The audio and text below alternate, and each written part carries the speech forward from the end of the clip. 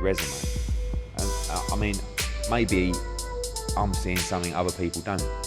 I mean, Dillian Whyte, Dominic Brazil, Vladimir Klitschko, Joseph Parker, Alexander Povetkin, Carlos Takam previously as well that I missed out, Andy Ruiz, Kubrat Pulev. These are consecutive fights. You don't see Tom Schwartz, Otto Warlin, Sefa Seferi. Who was the other geezer? I can't even remember his name, the Italian bloke. Yeah, exactly, that says it all. And then Ajit Kabayel. I mean, it's laughable when you compare the two resumes. I agree with Eddie Hearn. If you're trying to compare resumes between Tyson Fury and Anthony Joshua, it's very laughable. What they both have in common in the resumes, they both fought Vladimir Klitschko. Tyson Fury fought Vladimir Klitschko when he was champion, but also Vladimir Klitschko was past his prime. He was 39 years old. And even though Klitschko reigned as a champion for a long time before Fury dethroned him, he was knocked out 3 times before that in his career. Even though Klitschko was a freak in nature, he was still good in his late 30s and his 40s. Anthony Joshua and Tyson Fury did fight him past his prime. Now that's the only opponent they have in common. Tyson Fury did fight Deontay Wilder, who was fed a steady diet of tomato cans. I just think Deontay Wilder was a hype job, and after that, the most notable win on Tyson Fury's record is Derek Chisora. And at the time, Derek Chisora was undefeated, but now Derek Chisora has 10 losses.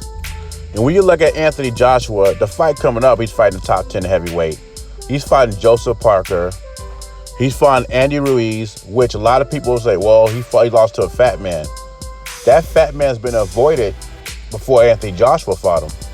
See, people will make jokes about Andy Ruiz, and that's cool, but no one, Tyson Fury, Deontay Wilder, are not in a hurry to get in the ring with him. Not to mention Anthony Joshua was knocked out by Andy Ruiz and came back and reclaimed his belts, which Wilder hasn't done yet. But that's another video. Also, he fought an undefeated Dillian Whyte and knocked out Dillian Whyte, which Wilder and Fury avoided. You know, another fighter they haven't fought was Joseph Parker.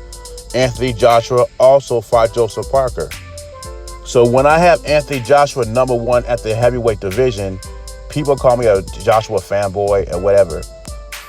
But the truth is, I don't have a dog in the fight. I just go by resumes. And how many unification matches have Tyson Fury and Deontay Wilder been in combined? 0. And how many title defenses did Tyson Fury have? I'll wait. So when I look at who's #1 in the heavyweight division, I look at all these categories. And Anthony Joshua's on top of all of them except being undefeated.